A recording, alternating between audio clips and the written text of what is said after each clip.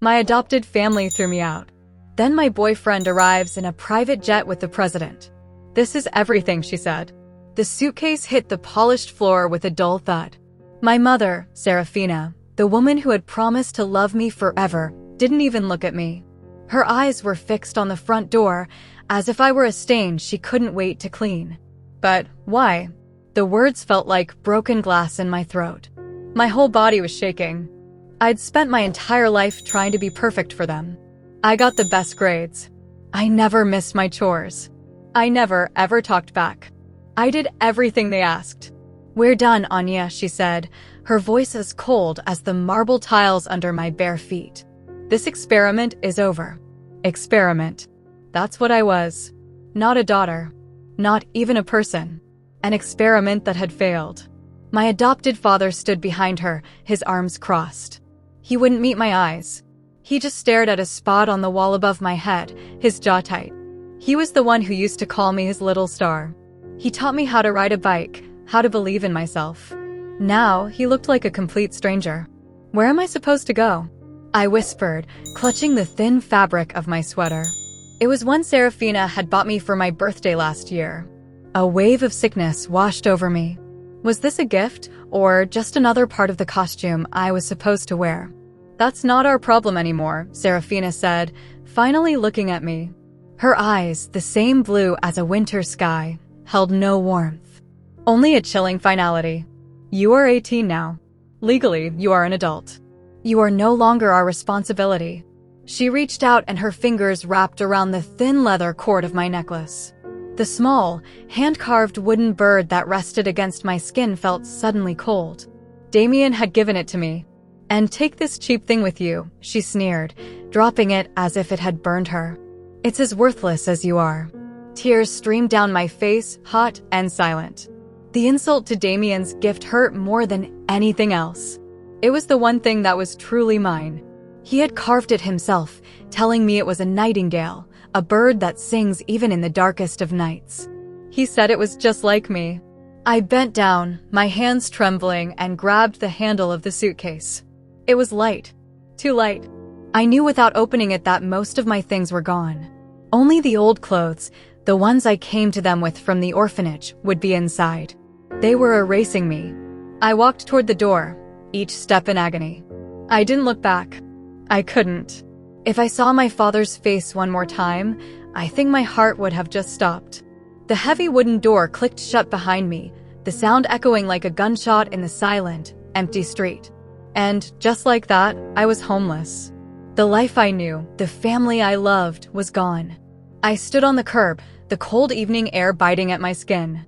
The streetlights flickered on, one by one, casting long, lonely shadows on the pavement. I had nowhere to go. My world had ended. Hey, my friend, hope you're doing well. Drop a comment and let me know how you're feeling about this story so far and where you are watching from. Some stories are too close to my heart to share on YouTube. I send those, along with little life lessons and surprises, to my email circle. If you'd like to be part of it, you can join with the link in the description. I stumbled down the street, dragging the suitcase behind me. The wheels rattled on the cracked sidewalk, the only sound besides my own ragged breathing. What did I do wrong? The question pounded in my head with every beat of my heart. Was it because I accidentally broke a plate last week? Did I not say thank you enough times when they bought me a new textbook? My mind raced, replaying every moment of the last few months. I had tried so hard. Maybe I tried too hard. Maybe I was always just a guest in their perfect house, a charity case they could show off to their friends. Look at us, they'd say at fancy parties, we saved this poor orphan. And I would smile and be polite and feel a deep, gnawing emptiness inside. I thought if I was good enough, if I was perfect enough, that feeling would go away. I thought they would finally see me as their daughter. I was so stupid, so naive. I ended up at a small park a few miles from the house. I couldn't call it home anymore. I sank onto a cold metal bench, pulling my knees to my chest. The sky was turning a deep, bruised purple. I pulled out my phone. The screen glowed, showing a picture of me and Damien, smiling on a beach. It was from last summer. He looked so happy. I looked so happy. Was that girl even me? The battery icon was red. 10%. I had maybe $30 in my pocket, left over from my small allowance. It wasn't enough for a motel, maybe not even for a bus ticket to somewhere safe. A cold dread seeped into my bones. What was I going to do? My thumb hovered over Damien's contact. I wanted to call him more than anything. I wanted to hear his voice, to have him tell me everything was going to be okay. But I couldn't. He was a student, just like me. He worked a part-time job at the library to pay for his school books and lived in a tiny room near the university. He was always talking about his big dreams, about wanting to build things that would help people. He was so good, so pure. How could I dump this on him? How could I tell him the girl he loved was a piece of trash, thrown out by her own family? I couldn't be that burden to him. It wouldn't be fair. I remembered the day he gave me the necklace. We were sitting by the river, sharing a sandwich because it was all we could afford. He pulled the small, wooden bird from his pocket. I made this for you, he'd said, his dark eyes soft and serious. His olive skin was warm in the afternoon sun. It's a nightingale. They say it has the most beautiful song. He carefully tied it around my neck. His fingers were gentle against my skin. You're my nightingale, Anya, he whispered. Even when things seem dark, you have a light inside you. A song. Don't ever forget that. I had cried then, too. But those were happy tears. I felt so seen, so loved. I clutched the bird now, it smoothed what a small comfort in the growing darkness. Serafina's words echoed in my head. Worthless. A group of loud men walked past the park, their voices rough. They glanced over at me, alone on the bench, and I shrank back into the shadows. Fear, sharp and real, pricked at my skin. I couldn't stay here. It wasn't safe. My phone buzzed. A low battery warning. 5%. It was now or never. Pride didn't matter anymore. Being a burden didn't matter. All that mattered was the cold, the fear, and the crushing loneliness. I needed to hear his voice. Just once. My finger, shaking so hard I could barely control it, pressed his name. The phone rang once. Twice. My heart hammered against my ribs. Please pick up, Damien. Please. Anya? His voice came through, clear and warm, a lifeline in an ocean of darkness. A sob escaped my lips, a sound I couldn't hold back. Damien, I cried, the single word holding all my pain. Hey, what's wrong? Are you okay? Where are you? His voice was instantly filled with concern. There was a strange humming sound in the background, like the inside of a plane. They threw me out, I choked out between sobs. Serafina, she packed a bag and told me to leave. I'm at the park near the library. I don't know what to do. Stay right there, Anya. Don't move. I'm coming to get you, he said. His voice was firm, calm. It was a strange calm, almost too steady for the situation. It wasn't the frantic worry of a broke college student. It was the solid confidence of someone in complete control. I'm so sorry to bother you, I whispered, wiping my eyes with the back of my hand. I know you're busy with your studies, with work. Don't you ever apologize for needing me, he said softly. Then his voice became distant for a second, as if he were talking to someone else. We need to land. Now. My brow furrowed. Land? Was he on a bus? A train? A meeting? Damien, where are you? I asked, confused. The humming noise was getting louder. I'll explain everything when I see you, he said, his voice coming back to the phone. Just, don't hang up. Talk to me. Tell me you're okay. But before I could answer, a new voice cut through the line. It was a man's voice, deep and powerful, a voice you listened to without question. It was a voice I recognized from the news. Mr. Al-Jamil, the voice said, crisp and official. Your pilot is ready for the new flight plan. The president is waiting for you on the tarmac to say his goodbyes. My breath caught in my chest. My mind went blank. The president? Tarmac? Mr. Al-Jamil? The world tilted on its axis. The cold park bench, the dying phone, the worthless suitcase, it all faded away. All I could hear was that powerful voice and the undeniable roar of jet engines in the background of Damien's call. My Damien. The quiet library assistant. The boy who carved me a wooden bird because it was all he could afford. He wasn't a simple student. He was with the president. And he was coming for me. Everything I thought I knew was a lie. My phone went dead. The screen blinked into blackness, severing the connection, but the roaring sound of jet engines stayed, echoing not in my ear, but in the sky above me. I looked up, my neck stiff with cold and disbelief. A small jet, its lights flashing like angry stars, was descending fast, not towards the distant city airport, but somewhere close. Too close. My mind couldn't connect the dots. The Damien I knew, the one who worried about the price of coffee, and the man on that phone, Mr. Al-Jamil, were two different people living in the same body. The ground began to vibrate. The noise was deafening now, a physical force that shook the leaves on the trees and rattled the chain-link fence at the edge of the park. It wasn't landing in a field. It was landing on the wide, abandoned road that ran behind the old warehouses a few blocks away. My fear was replaced by a strange, numb curiosity. This couldn't be real. I was having a dream, a nightmare brought on by shock and grief. Then, the jet was gone, hidden behind the brick buildings, but the powerful hum of its engines still hung in the air. A moment later, two sleek black cars, their windows tinted so dark they looked like holes in the night, screeched around the corner. They moved with a speed and purpose that didn't belong on these quiet, forgotten streets. They stopped directly in front of my bench. My heart leaped into my throat. I clutched my small suitcase, my knuckles white. Was this a mistake? Was I in some kind of trouble? The back door of the first car opened. A man in a dark, perfectly fitted suit stepped out. He was tall, with a serious face and an earpiece tucked into one ear. He scanned the area, his eyes sharp and missing nothing. He looked at me, his gaze professional and cold, and gave a slight nod. Then he opened the door wider, holding it expectantly. And Damien stepped out. It was him, but it wasn't. He wore the same worried expression, the same dark, deep eyes that I loved. But instead of his usual worn-out sweater and jeans, he was wearing a simple, dark shirt made of a fabric that seemed to drink the dim park light.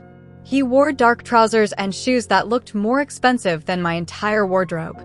The change was more than just his clothes. It was in the way he stood, the way he moved. The boy who used to seem a little lost in the world now looked like he owned it. "Anya," he breathed, his voice tight with relief. He rushed toward me, ignoring the man in the suit, ignoring the imposing cars. He dropped to his knees in front of me on the cold, damp ground.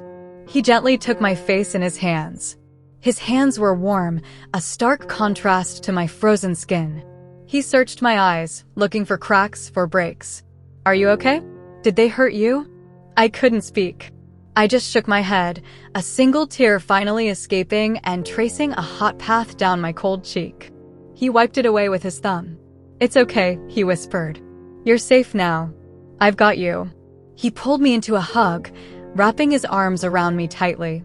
I buried my face in his shoulder, inhaling his familiar scent mixed with something new and expensive, the smell of leather seats and the crisp, clean air of another world. I clung to him, the sobs I had been holding back finally breaking free. I cried for the family I had lost, for the life that had been a lie, and for the boy in front of me who was a complete stranger. After a moment, he pulled back slightly. "We have to go. It's not safe for us here." "Us?" I asked, my voice hoarse. "Damien, what is going on? The jet? The president?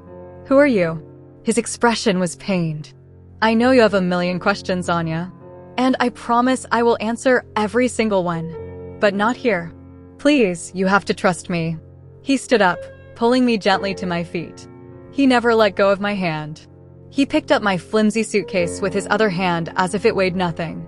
The man in the suit opened the car door again, and Damien led me towards it. The inside of the car was like a small, luxurious room. The seats were soft leather, and there was a quiet hum that blocked out all the sounds of the outside world. It felt like a spaceship. I slid in, feeling small and out of place in my old sweater. Damien got in beside me, and the door closed with a heavy, final-sounding click. We were sealed inside. As the car pulled away smoothly, leaving the cold park bench behind, I looked at Damien. The streetlights flashed across his face, highlighting the sharp line of his jaw. He looked tired, older than he had this morning. "My real name is Damien Al-Jamil," he began, his voice low and steady, a direct contrast to the storm inside me. "My family, they're involved in global finance and diplomacy. My father advises leaders from all over the world. The president is a close family friend." My mind was reeling. The boy who worked in the library to afford textbooks. But your job? Your tiny room? Your money problems? It was a cover. A lie, he said, and the shame in his voice was real. A few years ago, there was a threat against my family. A serious one. It was decided that I would be safest if I disappeared. If I became someone else. A normal student at a normal university. No one was supposed to know who I was. So I was a lie too? The words hurt to say. Was being with me part of your cover? No, he said instantly, turning to face me fully. He took both of my hands in his. "Anya, you were the only real thing in that entire lie. The only thing I didn't plan for. Meeting you, that was the best thing that has ever happened to me. But it was also the most dangerous. For you." The car turned onto the road leading to the warehouses. The jet was waiting, a sleek, white bird resting on the dark pavement. A staircase was already down, lit from within. Men in dark uniforms stood guard. It was a scene from a movie, and I was somehow the main character. "I was so careful," he continued, his grip on my hands tightening. "I never told you anything because I wanted to protect you. If anyone knew how much you meant to me, you would have become a target." We stopped near the base of the stairs.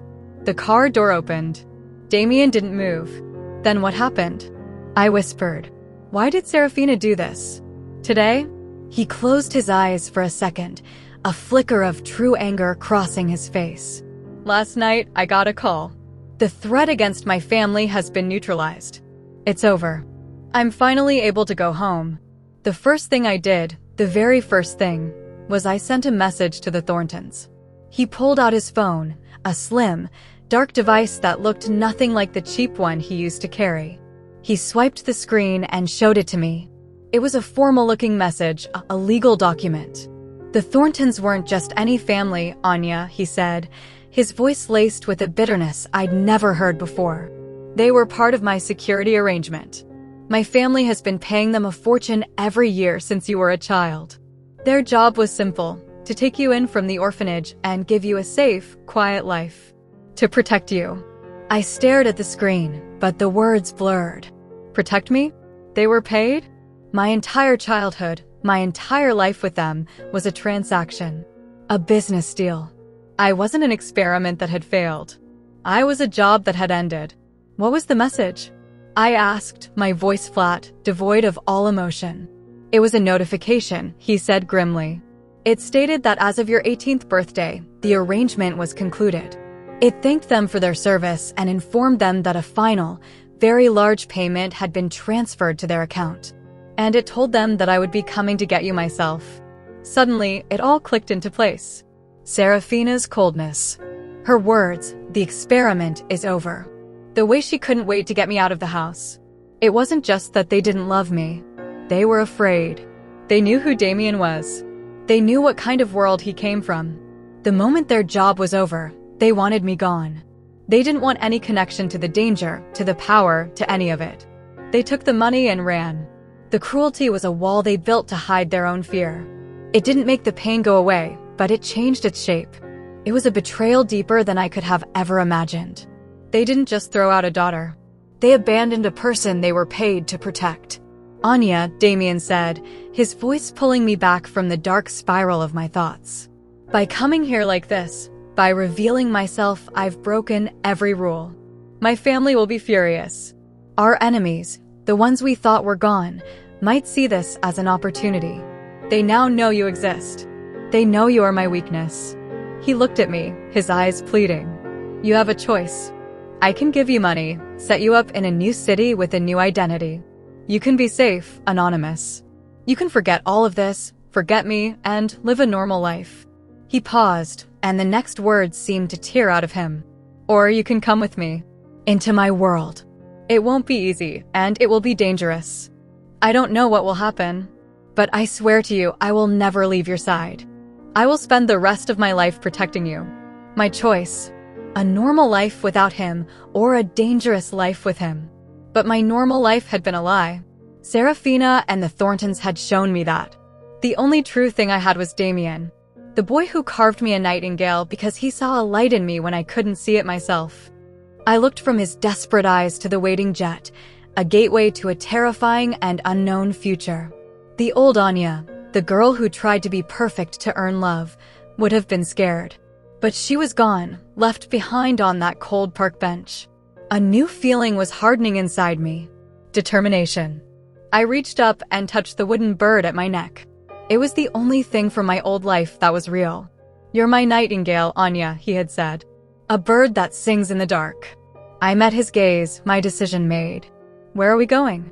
A small smile touched Damien's lips, but it didn't reach his eyes. His eyes were full of a deep, heavy sadness. "To my home. To Alcazar." He squeezed my hand. "Let's get you out of the cold." He led me up the stairs and into the jet. The world of the Thorntons, of the cold park bench, and my worthless suitcase seemed to shrink and disappear behind me. The door sealed with a soft hiss, shutting out the night and everything I had ever known. The interior wasn't what I expected. There were no gold faucets or diamond-studded seats. It was simple, elegant, and serious. Cream-colored leather seats faced each other across a polished dark wood table. Everything was bolted down, secure. It felt less like a rich man's toy and more like a mobile command center. The air inside was still and quiet. Damien led me to a seat and gently pushed me down, then sat opposite me. He never let go of my hand. The jet began to move, a smooth, powerful glide that barely registered. Through the small, thick window, I watched the warehouses and the lonely streetlights of my old life fall away as we climbed into the black sky. "I should have told you," he said, his voice barely a whisper in the quiet cabin. "Every day, I wanted to tell you everything. But Anya, the lie was my cage, but it was also your shield. The people my family deals with, they don't play by the rules. If they knew I cared for someone, that person would become leverage." I thought of Serafina Sneer. Worthless. To her, maybe. But to Damien's enemies, I would have been priceless. A tool to be used against him. The thought sent a chill through me that had nothing to do with the cold I'd felt outside. "Are we safe now?" I asked, my voice small. "We're safer," he corrected gently. "But we're not invisible. Coming for you like this, it was loud. It was a signal to anyone who might be watching. A signal that I have something to lose." As if on cue, a small screen on the wall flickered to life. It showed lines of text, moving too fast for me to read. Damien's eyes shot to the screen, and his whole body went tense. His grip on my hand tightened, almost painfully. He read the text, his jaw clenching. I saw a single word I could recognize: compromised. He quickly looked away from the screen and back to me, trying to force a reassuring smile, but he wasn't fast enough. I saw the fear in his eyes. It was a sharp, raw fear that mirrored my own. "It's nothing," he said, a little too quickly. "Just business. Logistics for our arrival." I knew he was lying. It was the same kind of lie he had been living for years, a lie meant to protect me. But I wasn't the same girl from this morning. I had been thrown away, erased. I wasn't fragile anymore. I couldn't afford to be. "Don't," I said, my voice steady. "Don't lie to me, Damien. Not anymore. I can't be protected if I'm kept in the dark. Whatever is happening, we face it together. You said we would." He stared at me for a long moment, his dark eyes searching my face. It felt like he was seeing me for the first time, not as the poor orphan girl he had to save, but as someone standing beside him. He finally gave a slow nod, the tension in his shoulders easing just a fraction. "You're right," he said. "You're right. That message, it confirms that our route was tracked. Someone knows we're on the move. And they know I'm not alone." The reality of his words sank in. We weren't flying to safety. We were flying into the heart of the storm. He stood and walked to a polished wood cabinet. He opened it, revealing stacks of folded clothes. He pulled out a simple, dark green dress made of a soft, thick material and a pair of flat leather boots. "You should change," he said softly. "Not because there's anything wrong with what you're wearing, but because, where we are going, they will judge you for it. My family, they can be difficult. They will see you as a weakness, a complication. I need them to see your strength. I felt a flash of anger. First, the Thorntons tried to shape me into their perfect daughter, and now Damien's family wanted to do the same. But looking at the simple clothes, I understood. This wasn't a costume to make me fit in. It was armor. I took the clothes and went to the small, private bathroom at the back of the jet. As I changed, I looked at my reflection in the mirror. My face was pale, my eyes red from crying. But there was something new there too. A flicker of something hard and unbroken. I slipped the dress on. It fit perfectly. I took off the cheap shoes the Thorntons had bought me and slid my feet into the soft boots. Then I looked at the one thing that was truly mine. I clutched the wooden nightingale at my neck, its familiar shape a comfort against my skin. This I would not hide. This was me. When I came back out, Damien was waiting. He looked at me, and his breath caught. "Anya," he whispered. He crossed the cabin in 2 strides and pulled me into his arms, holding me close. His head rested on top of mine. "I'm so sorry I brought you into this." "You didn't," I said, my voice muffled against his chest. "They did. The Thorntons. They threw me into this. You just caught me." We stood like that for a long time, the low hum of the engines the only sound. In his arms, for the first time all day, I felt the terrifying, fragile flicker of hope. Maybe we could survive this. Together. Hours passed. The sky outside the window began to lighten, turning from inky black to a soft, bruised purple, then to a brilliant orange. Below us, a turquoise sea stretched to the horizon, dotted with small, green islands. It was beautiful, a paradise that seemed worlds away from the cold, gray city I had left behind. "We're almost there," Damien said, pointing out the window. In the distance, an island rose from the sea, larger than the others. It was rugged and mountainous, with sheer cliffs that dropped straight into the churning water. As we got closer, I saw it. Tucked into the cliffs, almost carved from the rock itself, was a sprawling compound of white stone buildings with blue roofs. It was magnificent and imposing, a fortress disguised as a palace. Alcazar. The castle. The jet banked, heading not for the main compound, but for a flat stretch of land on a lower cliff, a private runway carved into the island.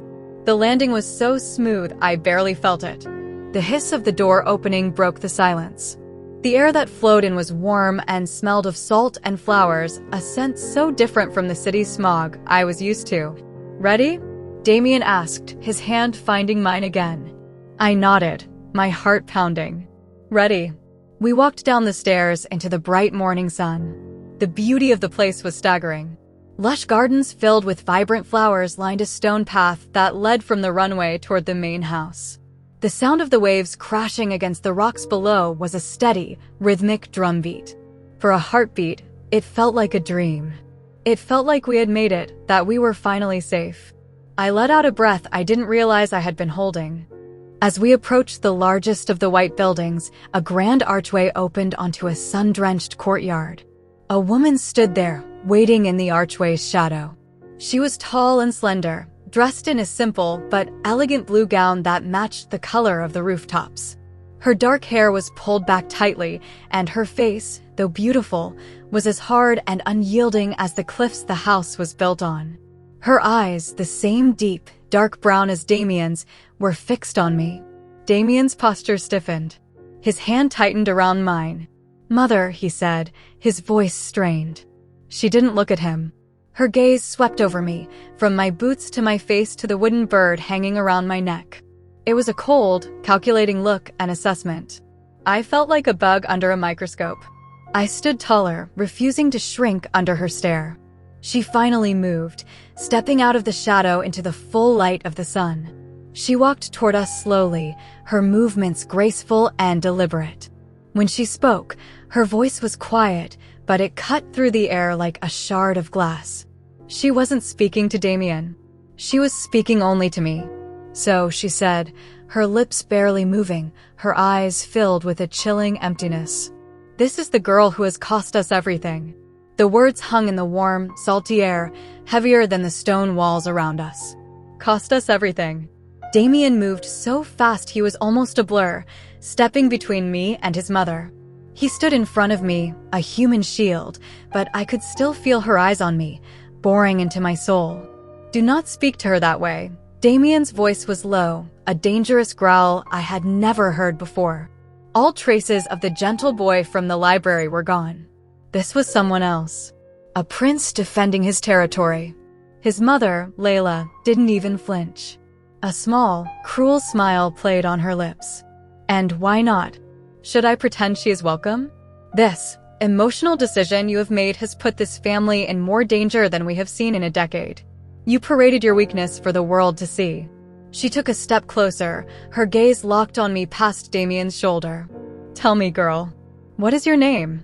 "Anya," I said, my voice barely a whisper. "Anya Petrova." Layla laughed. It was not a happy sound. It was sharp and brittle, like ice cracking. "Anya Petrova," she repeated, tasting the name as if it were poison. "How sweet. A name for a ghost. A name for a story. It is not your name." "Enough," Damien snapped. He grabbed my hand, his grip like steel, and pulled me away from her, turning his back on his own mother. He led me through the sunlit courtyard, past columns draped in flowering vines, and into the cool, quiet interior of the house. The floors were dark, polished stone that reflected our movements like a still lake.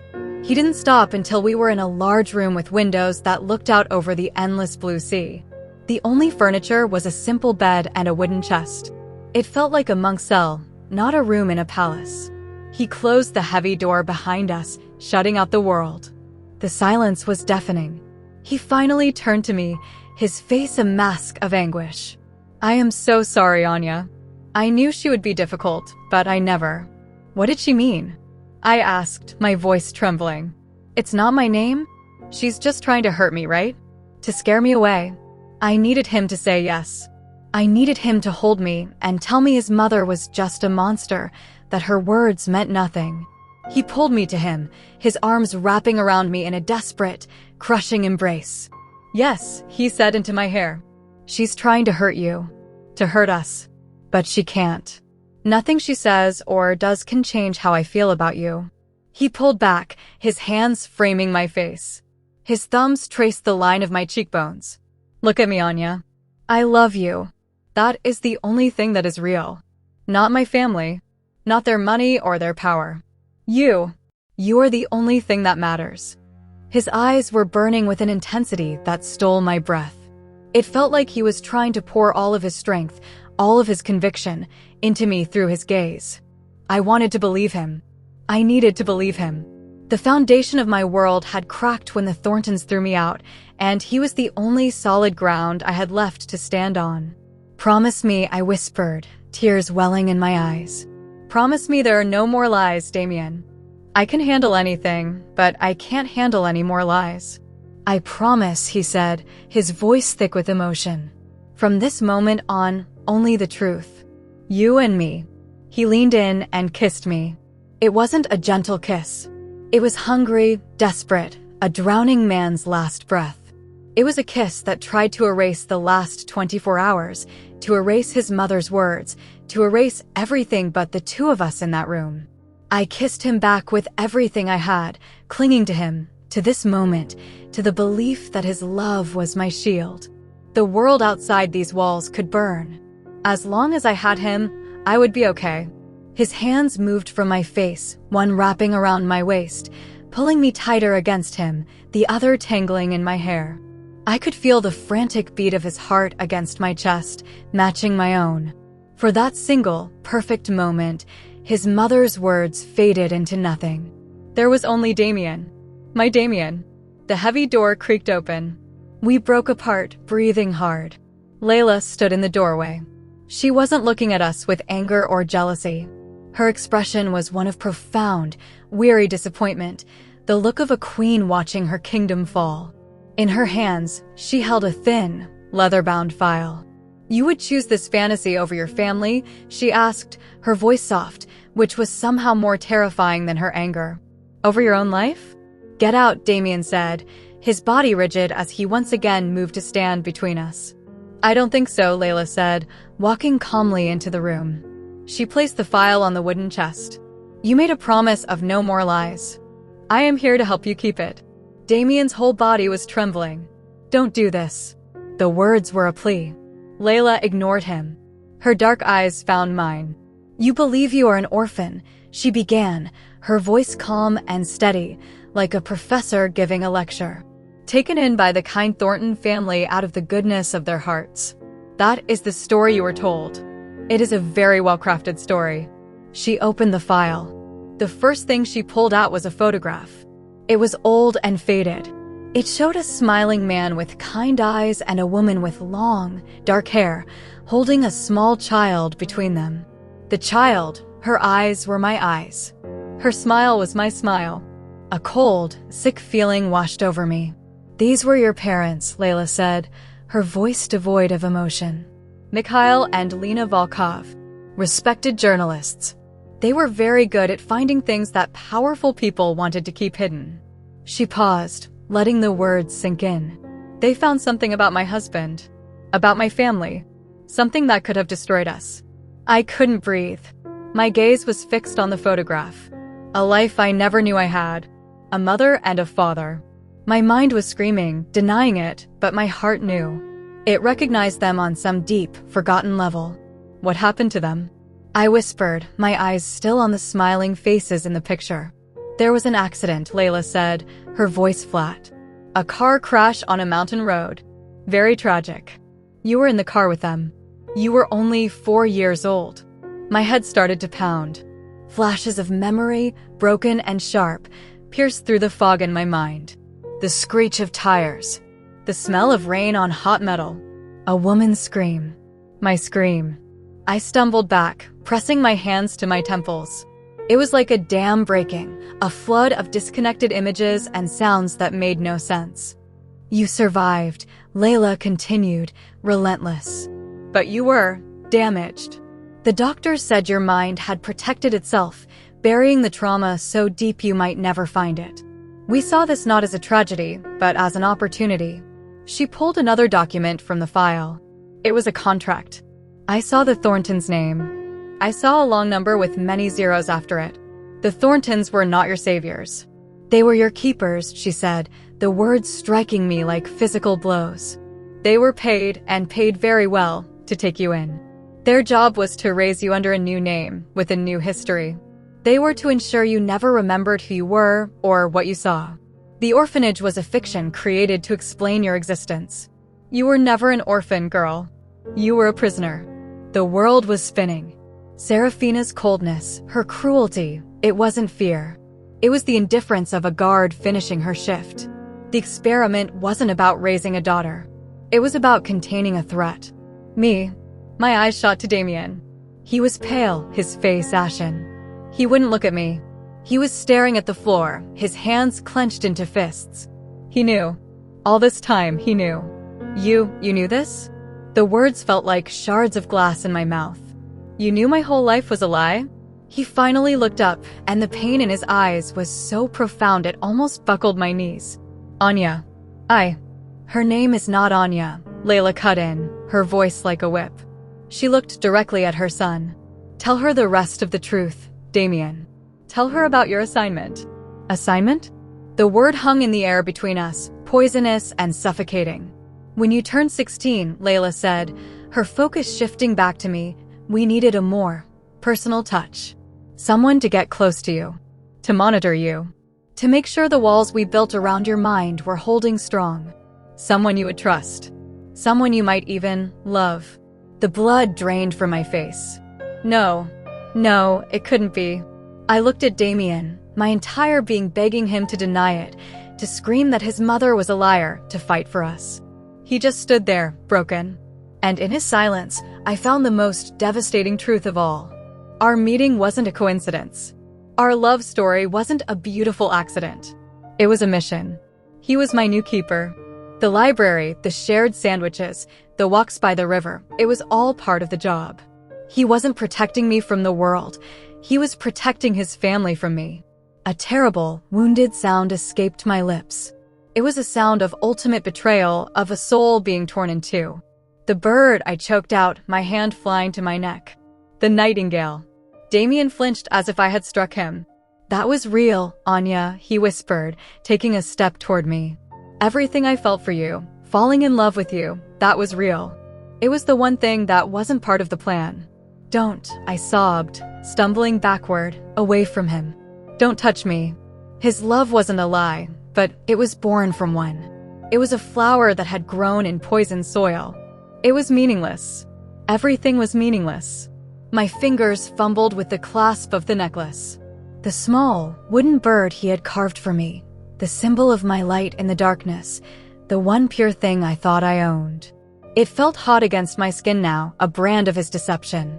Anya, please, he begged, his voice cracking, tears streaming down his face. I can fix this. We can fix this. But he couldn't. Some things, once broken, can never be fixed. My trust. My heart. My entire self. I wasn't Anya Petrova. I didn't know who I was. I was a ghost with a fake name, and the man I loved had been my ghost keeper. With a final, desperate tug, the leather cord snapped. I held the small wooden bird in my palm for a second, looking at it. It was just a piece of wood. A worthless thing. Serafina had been right all along. I threw it at him. It hit his chest with a soft, pathetic thud and fell to the stone floor between us, silent and still. I watched it lie there, the space between us now an impassable canyon. He was my captor. This beautiful island was my prison. And I was utterly, completely, and irrevocably alone. I watched the wooden bird lie on the floor. It was the only thing I could see. The whole world, the beautiful room with its view of the sea, the powerful woman who had destroyed my life, the boy whose heart I could hear breaking, it all faded into a gray blur around that tiny, broken piece of my past. The silence that followed was louder than any scream. It was a heavy, suffocating thing, filled with the ghosts of my real parents and the corpse of the love I thought I had. Layla was the first to move. She gave a small, almost imperceptible nod, a gesture of finality. She had done what she came to do. She had dropped her bomb and was now observing the wreckage. You see now, Damien, she said, her voice soft and dangerously calm. Some things are not meant to be. This girl is a ghost. A loose end. You should have left her tied. She turned and walked out of the room, her footsteps silent on the stone floor, leaving the door open behind her like a wound that would not close. Damien didn't move. He stood frozen, his eyes locked on my face. He looked like the statue of a fallen hero, perfect on the outside, but shattered within. Anya, he breathed, his voice a raw, broken thing. Please. The sound of my name, the fake name they gave me, was like acid on my skin. I backed away from him, my hands held up as if to ward off a physical attack. Every part of me screamed. The kindness in his eyes was a lie. The gentle touch of his hands was a lie. His entire existence in my life was a carefully constructed cage, and I had been the songbird who didn't even know she was trapped until the door slammed shut. Don't say that name, I whispered, the words scraping my throat. Don't you ever say that name to me again. I turned and ran, not out the open door where his mother waited, but to the far side of the room. I pressed myself into the corner, as far away from him as I could get, my arms wrapped around myself. I was trying to hold the pieces of me together, but they were crumbling into dust. He took a hesitant step toward me. Don't, I sobbed, shrinking further into the wall. If you ever felt anything for me, anything at all, leave me alone. He stopped. The pain on his face was so absolute it was almost beautiful, a masterpiece of sorrow. He looked at the bird on the floor, then back at me. He slowly backed out of the room, his eyes never leaving mine, as if he were afraid I would vanish if he blinked. Then he pulled the heavy wooden door closed, and I heard the faint click of a lock. I was alone. I slid down the wall until I was sitting on the cold floor, my knees pulled up to my chest. The sobs came then, violent and ugly. I cried for the mother and father I never knew, for the 4-year-old girl who survived a crash that took everything from her. I cried for the 14 years I spent trying to earn the love of people who were my paid jailers. And I cried for the boy who made me believe in nightingales, whose entire love story was just another bar on my cage. Days bled into one another. I didn't know how many. 2? 3? The sun rose and set outside my window, painting the sky in brilliant colors of orange and purple, but it felt like a mockery. A beautiful prison is still a prison. Food would appear outside my door on a tray. Sometimes I would hear Damien's voice, low and pleading. "Anya, please eat something. Please just talk to me." I never answered. I would wait until I was sure he was gone before I would take the tray, eating just enough to keep the gnawing hunger away. The food tasted like ash in my mouth. The room was my entire world. The bed, the chest, the window. The window was my torment. It showed me the vast, endless sea, a symbol of a freedom I would never have. I was trapped on this island, a secret his family had to keep. I had no money, no passport, no name that was even my own. There was no escape. Every path led to disaster. If I stayed, I was their prisoner. If I tried to leave, where would I go? Who would I be? I was a ghost. Layla was right. On what I thought was the fourth day, the lock clicked and the door opened. It wasn't Damien. It was Layla. She carried no food, only the same cold, regal air she wore like a cloak. She stood in the middle of the room, looking at me huddled by the window. I had not changed my clothes. I probably looked like a wild animal. I didn't care. "This cannot continue," she said, her voice flat. "Your melodrama is becoming tiresome. It is time for you to make a choice." I said nothing, just stared out at the waves crashing against the cliffs below. "Damien is my heir," she continued, as if I had asked. "He is to take over the family's affairs within the year. He cannot do that if he is broken. And you," she said, her voice dripping with contempt, "have broken him." A bitter laugh escaped my lips. I broke him. I finally looked at her, my eyes burning with a hatred so pure it felt like the only real thing left inside me. "You did this. You and your family. You murdered my parents and you stole my life." For the first time, a flicker of something crossed her face. Not guilt. Not remorse. Annoyance. "Your parents were a threat to our survival. We did what was necessary. In our world, sentiment is a weakness that gets you killed. It is a lesson my son has unfortunately forgotten." She walked closer, stopping a few feet away. "You have two options. Option 1, you stay here, in this room, for the rest of your life. You will be fed and clothed, but you will never leave this island. You will never see my son again. You will grow old and die here, a forgotten secret." Her words were calm, measured, painting a picture of a slow, living death.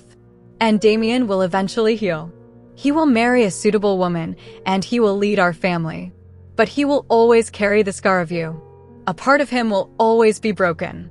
My heart clenched.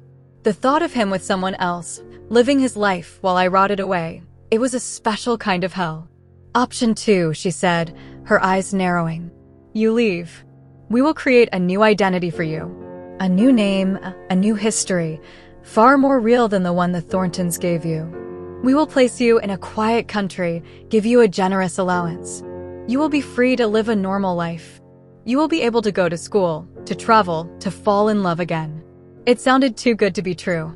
A trick. "What's the catch?" I asked, my voice hoarse. "The catch," Layla said, her lips curving into a faint, cruel smile, "is Damien. To ensure his complete recovery, you must make him hate you. You will meet with him one last time. You will tell him that this was all a game to you, that you discovered who he was and you were trying to get his money. You will tell him that you never loved him. You will take his heart and you will crush it into dust so that no part of him ever longs for you again. You must be convincing. Because if I sense for one moment that you are not, our deal is off and you will return to this room forever." The air left my lungs. She was asking me to destroy the only good thing that had ever happened to me. The love I felt for him, even now buried under layers of betrayal and pain, was still there. It was a stubborn, glowing ember in the ruins of my soul. She was asking me to snuff it out myself, to become a monster in his eyes, to sacrifice his memory of me to save his future. It was an impossible choice. A life of freedom paid for by an act of ultimate cruelty. A life in a cage, knowing I had spared him that final, devastating blow. "Why?" I whispered. "Why would you do this?" Because a clean break is better than a wound that never heals, she said coldly. He needs to be strong. He needs to be ruthless. Love made him weak. You will be the lesson that teaches him to never be weak again. You will be his final test. She turned to leave. I will give you 1 hour to decide. When I return, I expect your answer. The door closed and the lock clicked. 1 hour. 1 hour to choose between 2 different kinds of death. I stood up and walked to the window, pressing my forehead against the cool glass. The sea was a deep, unforgiving blue. I could stay here and die slowly, a prisoner of their secrets. Or I could walk away, free, but only after I had ripped out his heart and my own along with it. Both paths led to an emptiness I couldn't comprehend. Despair washed over me, a cold, heavy tide. There was no right answer. There was no way out. My gaze fell upon a small boat, far in the distance, sailing toward the horizon. It looked so small, so free. My parents were journalists. They chased the truth, no matter the cost. They were brave. What would they want me to do? Rot in a cage? Or fight? Layla thought she was giving me a choice between 2 prisons. But maybe, just maybe, option 2 was a weapon. A chance. An escape.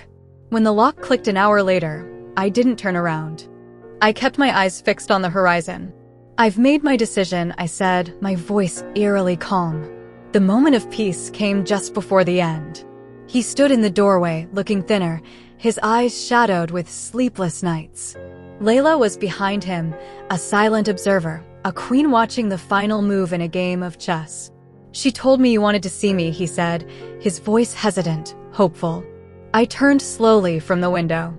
I had spent the last hour building walls around my heart, brick by painful brick. I had practiced the words in my head, making them as sharp and as cruel as possible. I looked at him, at the face I loved more than anything, and I prepared to destroy him. I do, I said, my voice cool and unfamiliar even to my own ears. I walked toward him, stopping a few feet away. I wanted to tell you that you can stop worrying. Your little secret is safe with me. Confusion clouded his face. Secret? Anya, what are you talking about? Oh, please, I said, forcing a laugh that sounded like breaking glass. Drop the act. The poor, struggling student. It was very convincing, I'll give you that. But it's over now. I let my eyes drift around the expensive room. I have to admit, this is even better than I imagined. Imagined, he repeated, shaking his head as if trying to clear water from his ears. I don't understand. Let me make it simple for you, I said, stepping closer.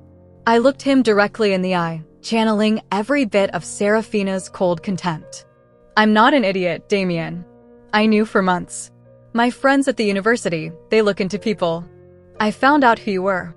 The private jets, the island, the money. All of it. His face went pale. The hope in his eyes began to flicker and die. No, he whispered. No, that's not true. Isn't it? I sneered. Why do you think I stayed with you? For your brilliant conversation? For those cheap sandwiches by the river? I laughed again, a harsh, ugly sound. I was playing the long game. I thought if I played the part of the poor, loving orphan girl, you'd eventually bring me into all of this. And I was right. It just happened a little sooner than I expected. I watched the light in his eyes go out completely. I had done it. I had killed the man I loved. He looked at me, his expression shattering into a million pieces. The pain was so raw, so complete, that it felt like a physical force in the room, and it took everything I had not to break down. The necklace, he choked out, his voice barely audible. The nightingale. I shrugged, a gesture of careless dismissal. A sweet little trinket. A necessary part of the act. That was the final blow. He physically recoiled, stumbling back a step as if I had hit him. His face was a blank mask of absolute devastation. There was nothing left behind his eyes. I had erased everything. I had erased us. I see, he said, his voice hollow, empty. He turned without another word and walked away. He didn't look back. I stood there, my body trembling, my carefully built walls crumbling into dust. I had won. I had my freedom. Layla gave a curt nod of approval from the doorway. She had her victory. Her son was saved. Her lesson was taught. As she led me out of the room, down a different hallway from the one Damien had taken, a single tear escaped and traced a path down my cheek. It felt like acid. I was free, but I had sacrificed the only true part of myself to get there. I was walking out of one prison and into another, one made of my own lies. And I knew, with a certainty that chilled me to the bone, that I would be trapped in this one forever. Layla led me away from the room that had been my cell, her back straight and rigid. I followed like a ghost, my feet barely making a sound on the polished stone. The victory was a cold, hollow thing in the pit of my stomach. Every step I took toward my supposed freedom was a step deeper into a hell of my own making. I had saved Damien from me, but who was going to save me from myself? The beautiful, sunlit halls of the palace felt like a mausoleum. Intricate tapestries on the walls showed epic battles and legendary kings, but all I saw were stories of betrayal. Golden statues stood in alcoves, their eyes seeming to follow me with silent judgment. This was a house built on lies, and I had just added the final, most monstrous one to its foundation. We arrived at a small, sterile room near the cliffs, furnished with only a modern desk and 2 chairs. It felt like a corporate office, a place where deals were made and lives were signed away. Layla gestured for me to sit, then went behind the desk. She was no longer a mother. She was a CEO closing a hostile takeover of my life. She slid a thin folder across the polished surface. Inside was a passport. The picture was of me, taken from a security camera somewhere in the house, my expression numb and vacant. The name printed underneath was not mine. It wasn't Anya Petrova, and it certainly wasn't the name my parents had given me. It was something plain and forgettable. Beside the passport was a bank card and a single plane ticket. "Your new life," Layla said, her voice devoid of any warmth. "The passport is of the highest quality. The bank account has been funded with enough money to ensure you live comfortably for the rest of your days, provided you are not foolish with it. You will be taken by seaplane to a private airstrip on the mainland. From there, a jet will take you to Switzerland. You will begin your life there." Switzerland. A quiet, neutral country. A place to be forgotten. It sounded like a pretty prison. "What are the rules?" I asked, my voice a dead monotone. I knew there would be rules. There were always rules. "They are simple," she replied, her eyes like chips of dark ice. "You will never attempt to contact my son. You will never speak of our family, of this island, or of your past to anyone. You will never return to the country where you grew up. You are to forget the Thorntons, the university, all of it. If you follow these rules, you will be left completely alone. We will monitor your finances to ensure your compliance. Any deviation, any large withdrawals, any travel to a forbidden area, and your allowance will be cut off. A leash, not a gift. A long, invisible leash that would keep me tied to them forever. My freedom wasn't a right I had earned. It was a privilege they were granting and could revoke at any time. The hollowness inside me began to curdle into a slow, burning anger. This wasn't an escape. It was a different cage with a better view. "And what if I break the rules?" I asked, my gaze lifting to meet hers. I needed to know the true cost. "What if I decide I don't want your money and I want to talk?" Layla leaned forward slightly, the mask of corporate efficiency dropping to reveal the predator beneath. "Your parents were careless," she said, her voice dropping to a low, chilling whisper. "They believed that the truth was a shield. They were wrong. The truth is a weapon, and it is only useful in the hands of those with the power to wield it. They had no power." She paused, letting the silence stretch, letting the unspoken threat hang in the air between us. "The mountain roads on this island are just as treacherous as the ones where they met their end. It would be a tragedy to lose another Volkov to such a tragic accident." There it was. The final double cross. This wasn't a choice she had offered me back in that room. It was a death sentence, presented in 2 different packages. Rot in a cell here, or rot in the world, looking over my shoulder every single day until they decided my time was up. My sacrifice, my act of ultimate cruelty against Damien, it meant nothing. It hadn't bought my freedom. It had only bought Layla her victory. She hadn't just broken her son. She had broken me completely, ensuring I was too terrified to ever be a threat. My anger collapsed, leaving only a vast, empty despair. She had won. On every level, in every way, she had won. I was nothing. A ghost with a stolen name, running from a past I couldn't remember and a future that didn't belong to me. "Get your things," she said, standing up. "The plane is waiting." "I don't have any things," I said numbly. "My suitcase is in my room. The one the Thorntons had packed for me. A bag full of lies." "No," she corrected. "That was Anya Petrova's suitcase. It has been disposed of. Your new clothes are on the plane." Of course. They were erasing me completely. Every last thread. 2 guards, dressed in the same dark, simple uniforms as the men from the jet, appeared at the door. They were impassive, their faces unreadable. They were to be my escorts. My jailers. I stood up, my legs feeling like they were made of lead. I picked up the fake passport. The woman in the photo looked like a stranger. Maybe she was. I followed Layla and the guards out of the office and onto a stone path that wound down toward the sea. The air was warm, smelling of salt and flowers, but I couldn't feel it. I was encased in ice. The path led us past the wing of the house where my room was located. As we approached, I saw that the heavy wooden door was slightly ajar. My heart gave a painful lurch. Was he in there? Had he gone back? I slowed my steps, my eyes drawn to that dark sliver of an opening. And then I saw it. Just inside the room, lying on the dark stone floor where it had fallen, was the wooden nightingale. It was so small, so insignificant against the vast, cold stone. But in that moment, it was the only thing in the world that was real. It was proof. Proof that beneath the mission, beneath the lies and the assignments, something true had existed. A boy had sat for hours, carving a piece of wood for a girl he saw a light in. His love might have been born from a lie, but the feeling itself, the part that carved that bird, was not. It was the one thing Layla couldn't control, couldn't erase, couldn't rewrite. The truth. My parents had died for it. Layla was terrified of it. And I had just thrown it away. A fire ignited in the frozen wasteland of my soul. It was a small, weak flame, but it was there.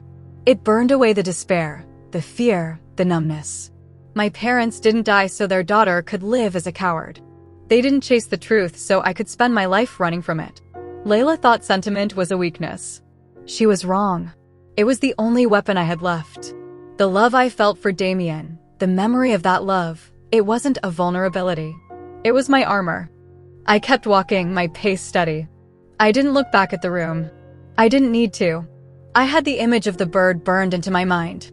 I followed Layla down to a small, private dock where a sleek white seaplane bobbed gently in the turquoise water. One of the guards opened the door and gestured for me to board. This was it. The final step. Step onto that plane and my life was over. Step onto that plane and Layla wins. Step onto that plane and my parents' sacrifice would mean nothing. I stopped at the edge of the dock, my feet refusing to move another inch. "There is a problem?" Layla asked, her voice laced with impatience. I turned to face her. I looked past the guards, past the years of lies, and looked directly into the eyes of the woman who had orchestrated my entire life. My voice, when I spoke, was not the whisper of a victim. It was quiet, but it was as solid and unyielding as the cliffs around us. "Yes," I said. "I'm not going." The guard beside me took a step forward, his hand reaching for my arm.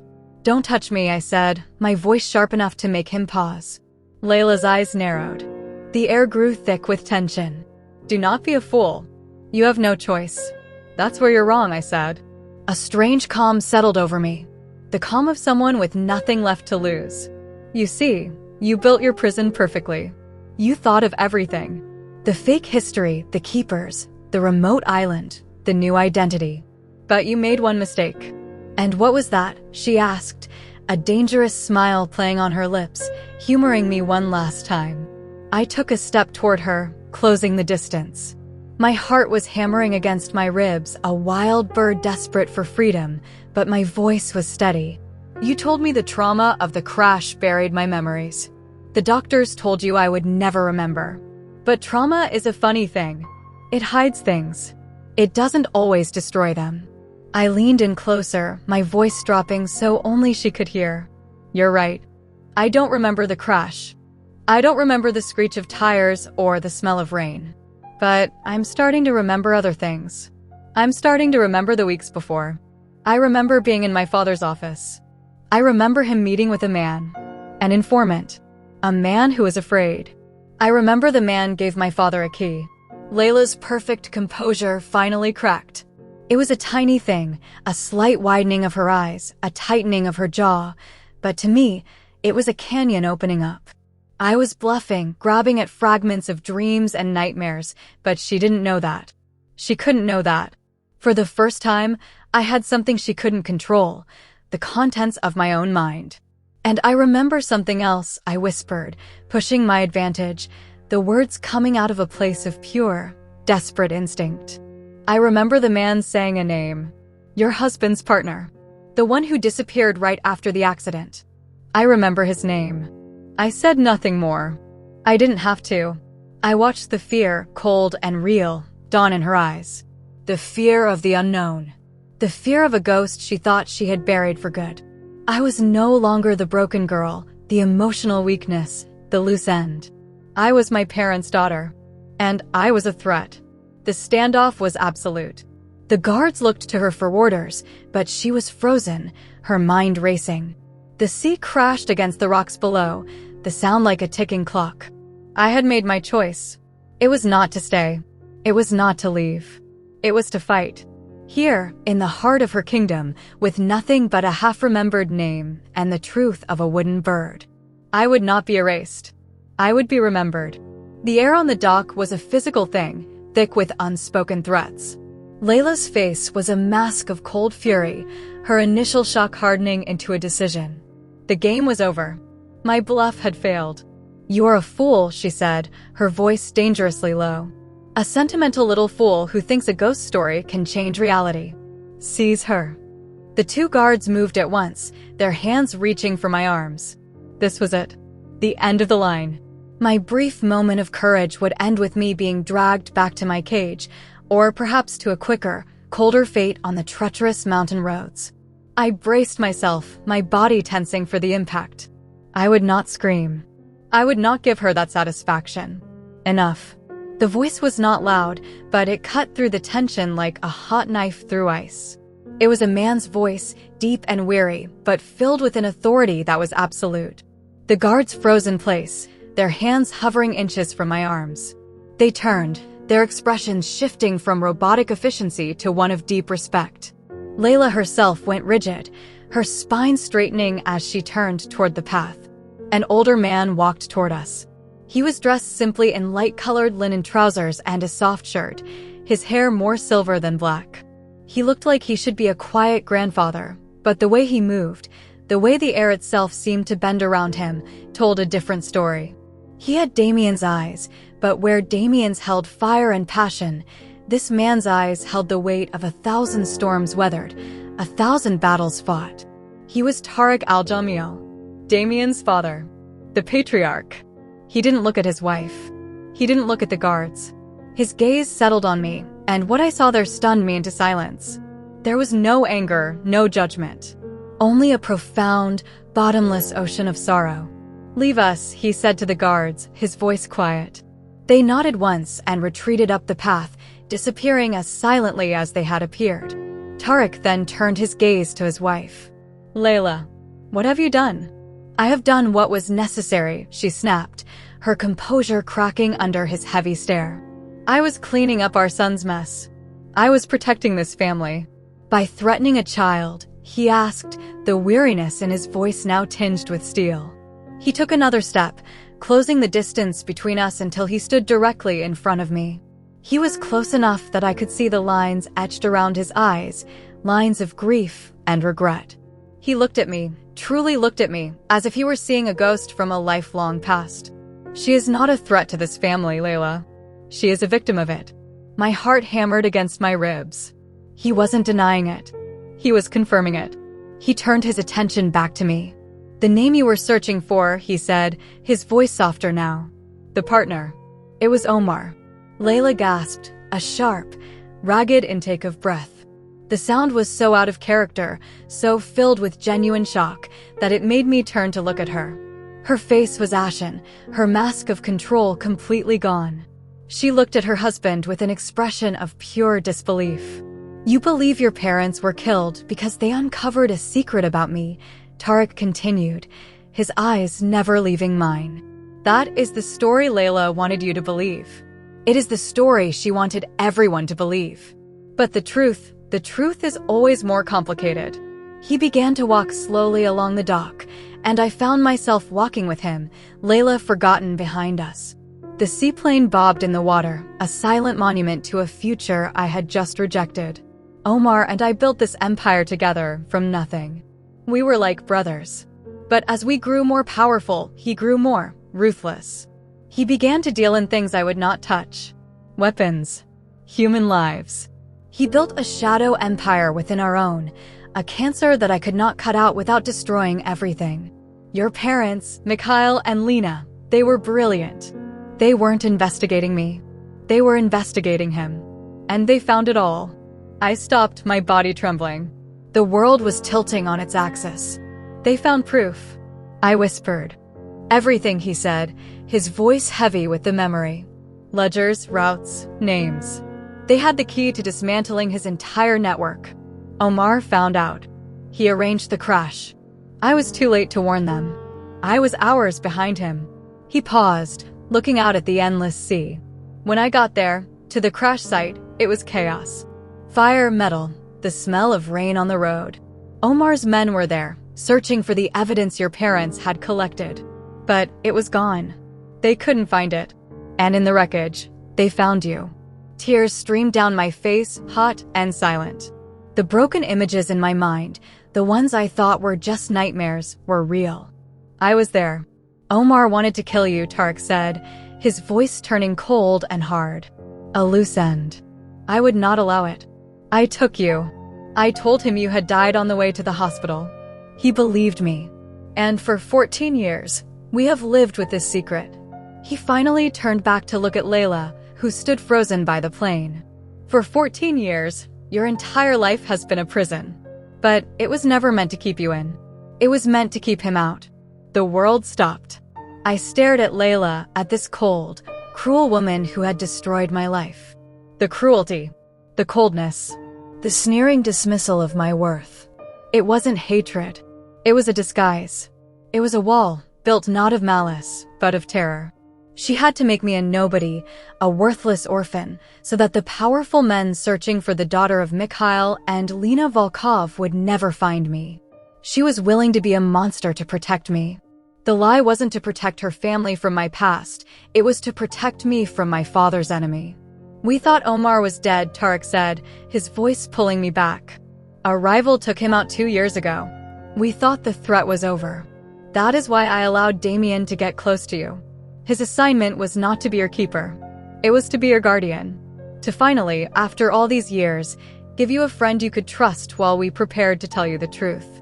My mind flashed back to Damien. His gentleness. His kindness. The way he always seemed to see the best parts of me. It wasn't a lie. It was his real mission. But he broke every rule, Tarek said, a flicker of fatherly frustration in his eyes. He was supposed to be a distant friend. A shield. Instead, he fell in love with you.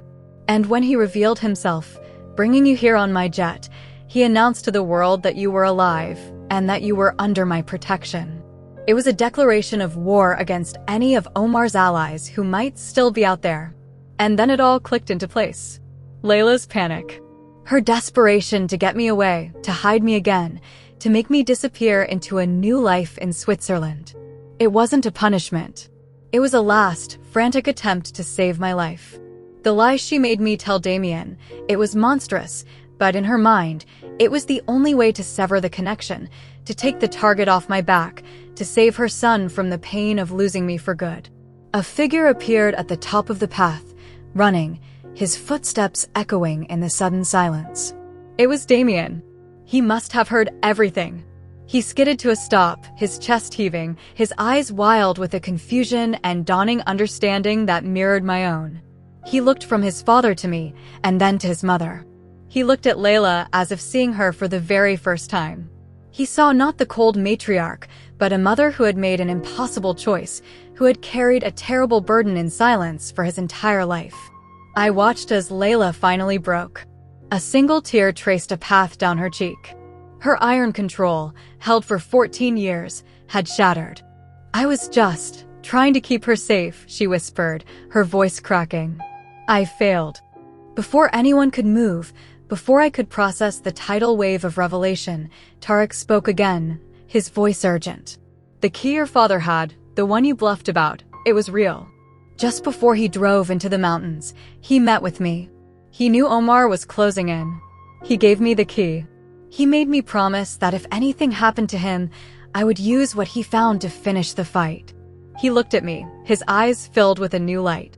Not sorrow, but resolve. "For 14 years, I have kept that promise. I have kept the evidence hidden, because to use it would have confirmed you were alive and led Omar straight to you. But now, there is no more hiding. The only way forward is to fight. The only way to make you truly safe is to destroy Omar's network completely. To finish what your parents started." He was giving me my life back. Not a fake one in Switzerland, but my real one. A life with a past, a purpose, and a future. My parents didn't die for nothing.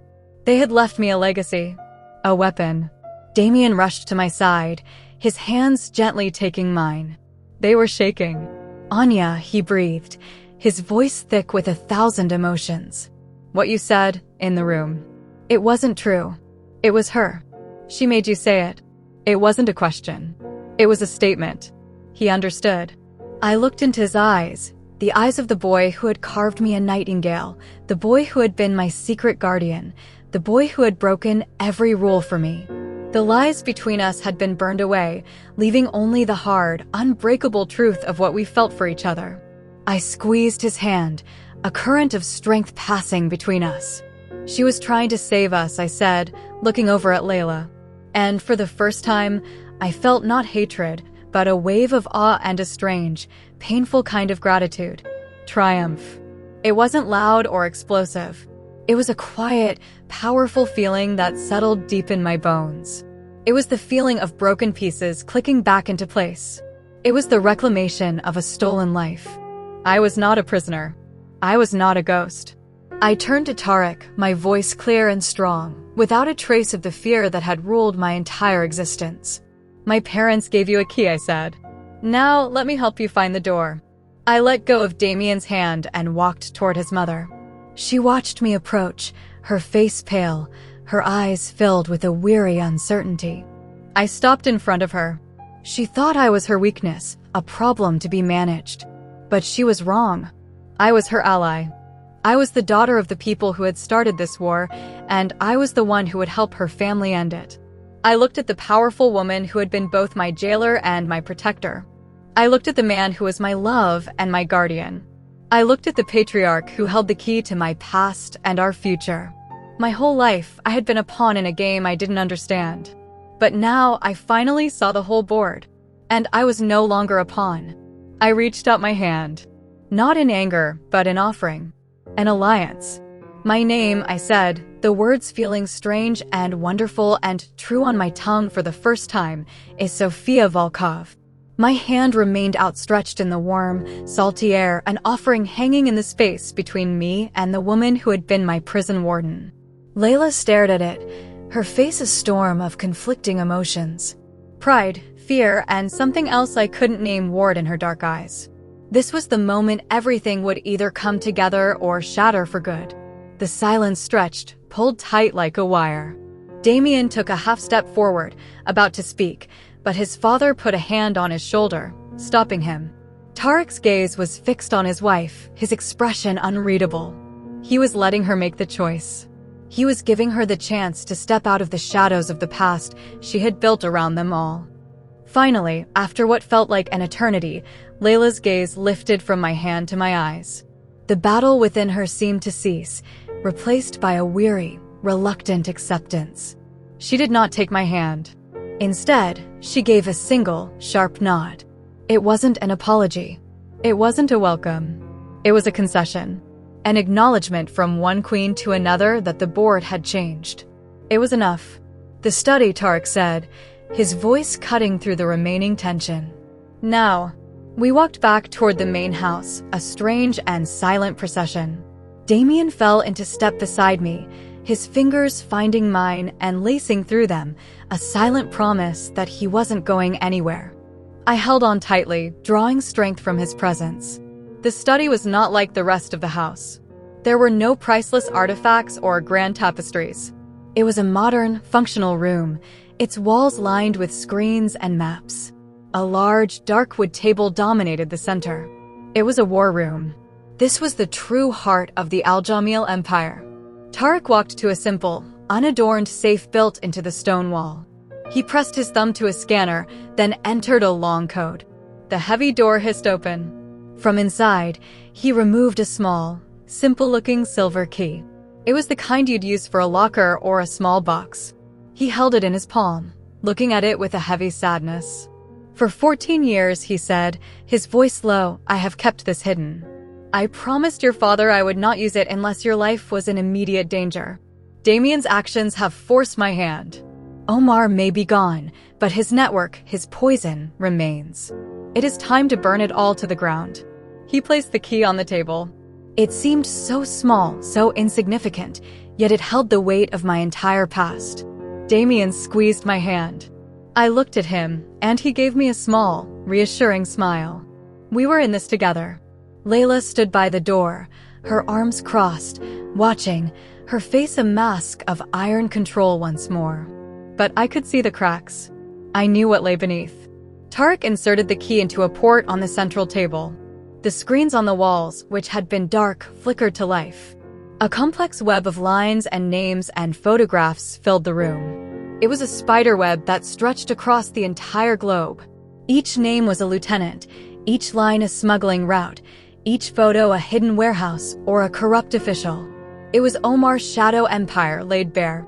This is what your parents died for, Tarek said, his voice filled with a quiet reverence. They gave their lives to expose this. Now we will finish their work. For the next few hours, I watched as he and his team, connected through encrypted channels, began to move.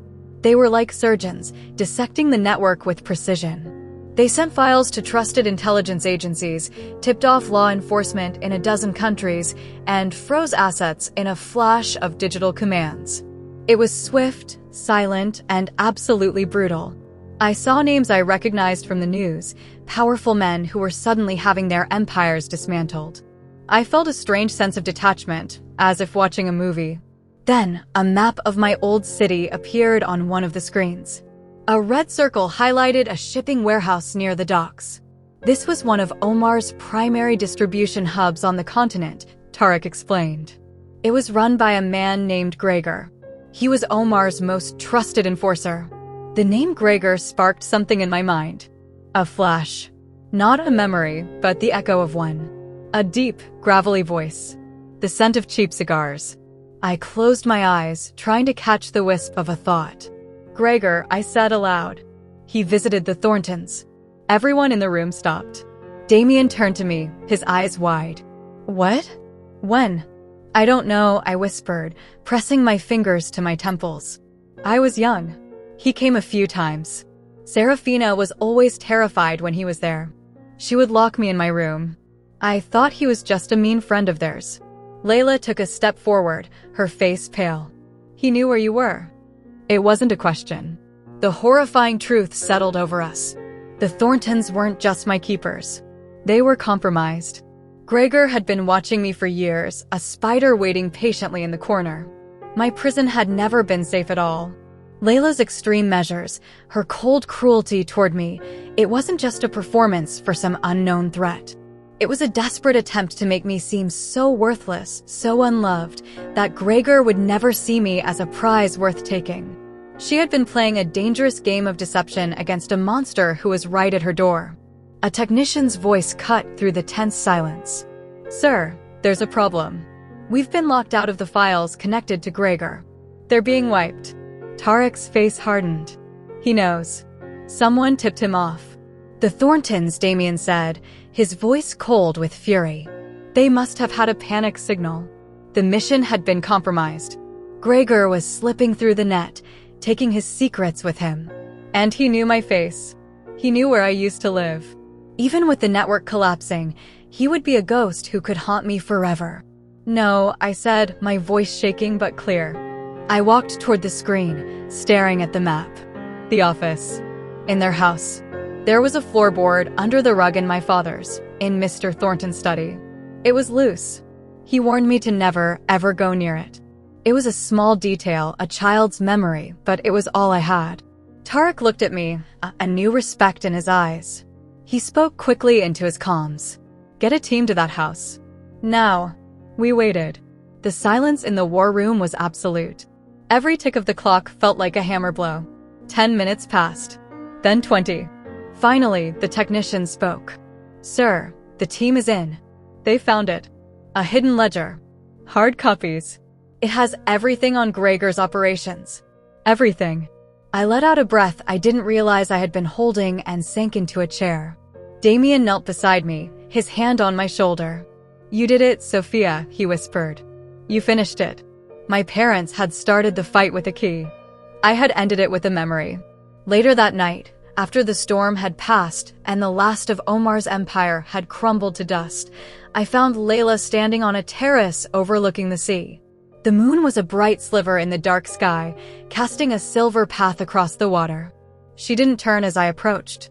I misjudged you, she said, her voice quiet. I saw you only as a liability. A weakness. I never considered that you could be a weapon. I'm not a weapon, I said softly, standing beside her. I'm just a daughter who wanted to finish her parents' story. She was silent for a long moment. They would be proud of you. She finally turned to look at me, and for the first time, I saw no walls, no ice. Just a woman who had carried an impossible weight for too long. I owe you more than an apology. I owe you your life. And I am sorry for the pain my methods caused you. I was afraid. I was afraid of losing my son, and I was afraid of failing you. You didn't fail me, I said, the words feeling true as I spoke them. You kept me alive. It wasn't the life I should have had, but it was a life. You gave me the chance to be standing here today. That's all that matters now. She gave a small, sad smile. Damien is lucky to have you. I'm the lucky one, I replied. And I meant it. I found him waiting for me in the garden, near the cliff's edge. The scent of night-blooming flowers filled the air. In his hand, he held the small wooden nightingale. He held it out to me. This belongs to you, he said. If you still want it. I took it from his palm, its smooth, familiar shape a comfort. I never told you why I chose a nightingale, he said, his voice soft. It wasn't just because of its song. The old stories say the nightingale's song is so beautiful, it can make people feel hope even in their darkest moments. It can mend a broken heart. I looked from the bird to his beautiful, honest face, illuminated by the moonlight. Our past was complicated, woven from lies and truths so tangled they were impossible to separate. But our future was a clean slate. Our hearts aren't broken, Damien, I said, my voice thick with emotion. They're just stronger now. I carefully retied the worn leather cord around my neck. It felt different this time.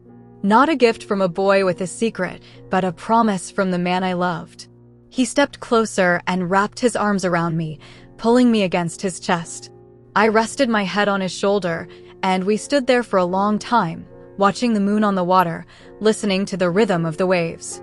We had found our peace in the heart of the storm. 6 months later, I stood on a curb, a suitcase resting by my feet. It was a crisp autumn day, and golden leaves drifted down from the trees lining the quiet, suburban street. It was a scene so similar to the one that had started this nightmare, but everything was different. I was different. The suitcase was mine, filled with things I had chosen, things that belonged to Sofia Volkov. A sleek black car idled by the curb, but it wasn't there to take me away. It was there to take me toward my future. Damien stood beside me, his hand holding mine. He was dressed in simple jeans and a sweater, looking every bit the university student he once pretended to be. He was coming with me. We were going to go to school together, for real this time. We would find a small apartment, study in the library, and share sandwiches by the river. We were going to reclaim the simple life that had been stolen from us, but this time, it would be real. Tarek and Layla stood on the porch of the safe house we had been living in. Tarek gave me a warm, fatherly smile. Layla, impossibly, looked almost soft. She walked down the path toward me. She didn't hug me, but she placed a hand on my shoulder, her touch surprisingly gentle. "Be brilliant," she said. It was all she needed to say. As I was about to get into the car, Tarek stopped me. He handed me a thin, unmarked folder. "There's no rush," he said, his expression serious. "But your parents were journalists to their core. Omar was a big story, but he wasn't their only one. This is what they were working on before they found him. When you're ready, you might want to see where the story leads." I took the file, my heart giving a small, excited leap. It wasn't a burden. It was a legacy. A new beginning. I slid into the car, Damien beside me. As we pulled away from the curb, I looked forward, through the windshield, at the open road ahead. The wooden bird rested against my skin, a constant, warm reminder of the darkness I had flown through and the light I had found. My name is Sofia Volkov, and my song was just beginning. What did this story teach you about identity? Drop your thoughts in the comments and subscribe for more stories that will change how you see the world.